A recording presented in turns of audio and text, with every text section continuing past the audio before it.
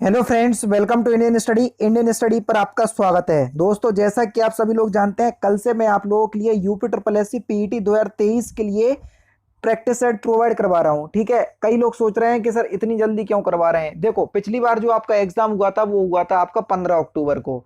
अगर आप अप्रैल मई जून जुलाई अगस्त सितंबर लेकर के चलेंगे तो मात्र 6 महीने ही तो हैं आपके पास। तो अगर आप धीरे धीरे प्रैक्टिस करते रहोगे तो कौन सा आप लोगों का कुछ घाटा हो रहा है ना। तो इसलिए डेली बेसिस पे प्रोवाइड करवा रहा हूं। तो आप लोग डेली बेसिस पे प्रैक्टिस दो और ज्यादा से ज्यादा वीडियो को लाइक और शेयर जरूर करो, क्योंकि इस टाइम मुझे आप लोगों की वीडियो के लाइक की और शेयर करने की बहुत ही ज्यादा जरूरत है, क्योंकि व्यूज जो है वो बहुत डाउन जा रहे हैं। इस वजह से मैं आप लोगों को कह रहा हूँ, अगर आप करेंगे तो मेरे लिए बहुत ही अच्छा रहेगा, वरना मैं अपनी मेहनत तो कर ही रहा हूँ। ठीक है, तो डेली बेसिस पे आपको वीडियो मिलती रहेंगी। तो वीडियो को एंड तक जरूर देखिएगा, क्योंकि लास्ट में मैं आपसे क्वेश्चन से पूछूंगा और उसका आंसर आपको कमेंट बॉक्स में बताना होगा। चलिए देखते हैं पहला क्वेश्चन आपके सामने है। पहला क्वेश्चन, सिंधु सभ्यता की मुद्रा में किस देवता के समतुल्य चित्रांकन मिलता है? तो सही आंसर हो जाएगा आपका आग शिव। पहला ऑप्शन करेक्ट। देखो, सिंधु सभ्यता में मोहनजोदड़ो से एक मोहर प्राप्त हुई जिस पर एक योगी यानी कि योग की पद्मासन मुद्रा में बैठा है। ठीक है, इसे पशुपति या रुद्र देवता कहा जाता है। ठीक है, क्या कहा जाता है? पशुपति या रुद्र देवता कहा जाता है। ठीक है, पशुपति की यह आकृति 4 पशुओं से घिरी हुई थी। एक था आपका गैड़ा, भैंस, हाथी और बाघ। ठीक है, तथा सिंहासन के नीचे 2 हिरण भी दिखाई दिए थे। और कालांतर में इसे शिव के नाम से जाने जाने लगा। ठीक है, और मार्शल ने इसे आग शिव कहा, तो इसलिए इस क्वेश्चन का आंसर आग शिव हो गया। समझ रहे? और अगर बेसिकली पूछे तो पशुपति या रुद्र देवता। ठीक है, तो दोनों ही चीज वो इंपॉर्टेंट है, इसलिए पूरा समझा दिया मैंने। भारतीय संगति का आदि ग्रंथ कहा जाता है किसे? तो भारतीय संगीत का, सॉरी संस्कृति पढ़ दिया मैंने, संगीत का सामवाद को आदि ग्रंथ कहा जाता है। संगीत के लिए आपका सामवेद है। ठीक है, सबसे पुराना वेद है आपका ऋग्वेद। गद पद वाला है आपका यजुर्वेद और जादू टोनों वाला है आपका अर्थववेद। ठीक है, मौर्य काल में शिक्षा का सर्वाधिक प्रसिद्ध केंद्र कौन सा था? तो सही आंसर आपका क्या हो जाएगा सर? तक्षशिला। तीसरा ऑप्शन करेक्ट। गुप्तकालीन शासन प्रणाली किस प्रकार की थी? राजतंत्रात्मक। पहला ऑप्शन करेक्ट। हर्ष की जीवनी किसने लिखी? बाणभट्ट ने। दूसरा ऑप्शन करेक्ट। बंगाल विभाजन के विरुद्ध विद्रोह का नेतृत्व किसने किया था? सुरेंद्र नाथ बैनर्जी ने। पहला ऑप्शन करेक्ट। भारतीय कांग्रेस कहां पर उदारवादियों एवं उग्रवादियों दो भागों में विभाजित हो गई? 1907 का सूरत अधिवेशन सभी लोग जानते हैं, है ना। पहला ऑप्शन यहाँ पर आपका बिल्कुल क्या हो जाएगा सर? करेक्ट हो जाएगा। नेक्स्ट क्वेश्चन, रोलेक्ट एक्ट के विरोध में किसने लगान ना देने का आंदोलन चलाने का सुझाव दिया था? स्वामी श्रद्धानंद। चौथा ऑप्शन करेक्ट। जलियांवाला बाग हत्याकांड के लिए जिम्मेदार डायर को किसने मार डाला था? उधम सिंह ने। तीसरा ऑप्शन करेक्ट। ब्रिटिश सरकार ने महात्मा गांधी को जो उपाधि दी थी और जिसे उन्होंने असहयोग आंदोलन में वापस कर दिया, वह कौन सी उपाधि थी? केसरी हिंद की उपाधि। दूसरा ऑप्शन करेक्ट। भारत का सबसे पुराना राष्ट्रीय पार्क कौन सा है? Jim Corbett national park, Uttarakhand. चौथा ऑप्शन से यहाँ पर आपका बिल्कुल करेक्ट हो जाएगा। इसकी स्थापना 1936 में की गई थी। ठीक है, नेक्स्ट क्वेश्चंस, भारत में खनिज तेल के भंडार मुख्यतः किस प्रकार की चट्टानों में पाए जाते हैं?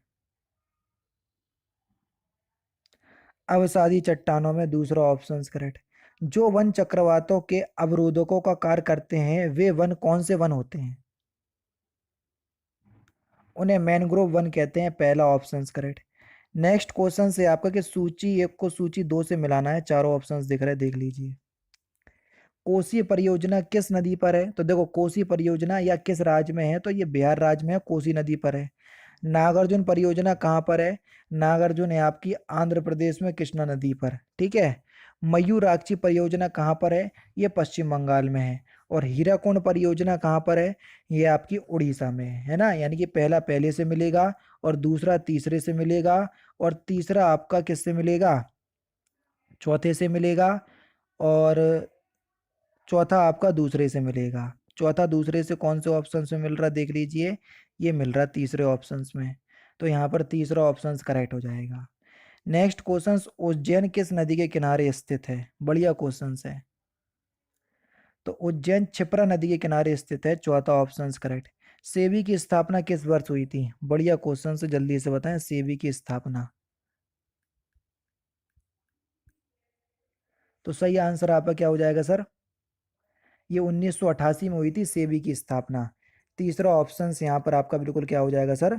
करेक्ट हो जाएगा। सेबी की स्थापना 1988 में हुई थी और कई बार आपके एग्जाम में पूछा भी जाता है, ठीक है। सेबी का फुल फॉर्म भी पूछ लेते हैं, तो security and exchange board of India, ठीक है, तो वो भी आप याद रखना।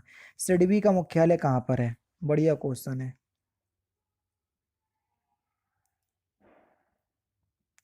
तो सही आंसर आपका क्या हो जाएगा सर? सिडबी के अगर मुख्यालय की हम बात करें तो ये लखनऊ में है। पहला ऑप्शन यहाँ पर आपका बिल्कुल करेक्ट हो जाएगा, ठीक है। सिडबी का मुख्यालय जो है वो आपका लखनऊ में है। और इसकी स्थापना कब हुई थी, जल्दी बताइए। इसकी स्थापना जो है वो आपकी 1990 में हुई थी, ठीक है। वो भी आपका इंपॉर्टेंट है। इसका भी फुल फॉर्म अगर आप देखना चाहते हैं तो लिख लीजिए, small industries development bank of India, ठीक है। किस पंचवर्षीय योजना में पहली बार निर्यात को प्रोत्साहन दिया गया? तो सही आंसर हो जाएगा आपका पांचवी पंचवर्षीय योजना।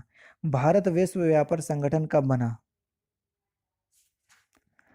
भारत जो है वो विश्व व्यापार संगठन का मुख्यालय कब बना, सॉरी, विश्व व्यापार संगठन का सदस्य कब बना? WTO। तो सही आंसर आपका क्या हो जाएगा सर? उन वर्ष 1995 में, जब जिस वर्ष WTO की स्थापना हुई थी। बजट के हिसाब किताब की जांच भारतीय संसद किसके द्वारा करती है? सार्वजनिक लेखा समिति के द्वारा, दूसरा ऑप्शन करेक्ट। भारत में वैध प्रभुसत्ता किस में निहित है? तो यह संविधान में निहित है, चौथा ऑप्शन करेक्ट। भारतीय संविधान में मूल अधिकार किस संविधान से लिए गए थे? USA से लिए गए थे, पहला ऑप्शन करेक्ट। निम्नलिखित में से किस समिति ने मौलिक कर्तव्यों को शामिल करने की अनुशंसा की थी? सरदार स्वर्ण सिंह समिति। और 1976 में मौलिक कर्तव्यों को शामिल कर लिया गया था 42वें संविधान संशोधन के द्वारा। सरदार स्वर्ण सिंह समिति की सिफारिश पर अनुच्छेद 51 काम है, भाग 4 काम है। नेक्स्ट क्वेश्चन, उच्चतम न्यायालय या उच्च न्यायालय की न्यायाधीशों की नियुक्ति कौन करता है? उच्च न्यायालय की यानी कि हाई कोर्ट की बात हो रही है, तो राष्ट्रपति जी ही करते हैं, पहला ऑप्शन करेक्ट। जिले में परिवार कल्याण का कार्य करवाता है कौन? मुख्य चिकित्सक अधिकारी करवाता है, चौथा ऑप्शन करेक्ट। सूर्य पर ऊर्जा का निर्माण होता है किस क्रिया के द्वारा? तो नाभिकीय संलयन के द्वारा, दूसरा ऑप्शन करेक्ट। न्यूनतम संभव तापमान कितना है पृथ्वी पर? -273 degree centigrade. Plaster of Paris का रासायनिक सूत्र क्या है? देखो प्लास्टर ऑफ पेरिस का रासायनिक सूत्र क्या हो जाएगा? देखो CaSO4 .12H2 अपन ने पढ़ा है, ठीक है। अब आप बोलोगे सर ऑप्शंस में नहीं दिया, देखो ये एक है तो ये आधा है, अगर इसको दो कर देंगे यानी कि CaSO4, तो ये H2O हो जाएगा, यानी कि दो का आधा एक होएगा, ठीक है, तो ये H2O हो जाएगा। तो देखो यहीं पर यहाँ पर दिया हुआ है, दूसरा ऑप्शन करेक्ट, ठीक है। आपको जो याद है वो भी सही है और ये भी ठीक है। या दो कॉमन निकाल लोगे आप तो आप खुद समझ जाओगे, तो CaSO4 ½ H2O वैसे ही आ जाएगा यहाँ पर, समझ गए। निम्नलिखित में से किस मिश्र धातुओं में से किसकी अमलगम कहा जाता है? अमलगम किस किस का मिश्रण होता है? पारा और जस्ता, ठीक है। तीसरा ऑप्शन यहाँ पर आपका बिल्कुल क्या हो जाएगा सर? करेक्ट हो जाएगा। किस किस का मिश्रण होता है? पारा और जस्ते का, ठीक है। नेक्स्ट क्वेश्चन दोस्तों आपके सामने, हाइड्रा में किस प्रकार का प्रजनन होता है? हाइड्रा में, तो सही आंसर हो जाएगा आपका नवोदित, ठीक है। दूसरा ऑप्शन यहाँ पर आपका बिल्कुल क्या हो जाएगा सर? करेक्ट हो जाएगा। नेक्स्ट क्वेश्चन से आपका कि आकर्षण का विलोम शब्द क्या होगा? आकर्षण का विलोम शब्द क्या हो जाएगा? विकर्षण। दूसरा ऑप्शन करेक्ट। कमल का पर्यायवाची शब्द कौन सा नहीं है? वारिद। ये कमल का पर्यायवाची नहीं है, आप समझ गए होगे ये किसका पर्यायवाची है। बादल का पर्यायवाची है वारिद, ना कि कमल का। चौथा ऑप्शन से यहाँ पर आपका बिल्कुल करेक्ट हो जाएगा। किसी वस्तु या किसी व्यक्ति या वस्तु को ना अपनाना क्या कहलाता है?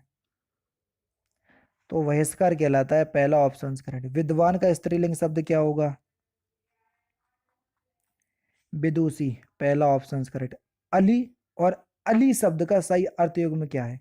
तो इस क्वेश्चंस का आंसर आप मुझे कमेंट बॉक्स में बताएंगे। तो दोस्तों ये थे आपके इंपॉर्टेंट क्वेश्चंस जो कि आपके आने वाले exam UP triple S C PET के लिए बेहद इंपॉर्टेंट है। वीडियो अगर आपको अच्छी लगी तो प्लीज़ दोस्तों वीडियो को लाइक और शेयर जरूर कर दीजिएगा। मिलते हैं फिर नेक्स्ट क्लास में, नेक्स्ट सेशन में। जय हिंद, जय भारत।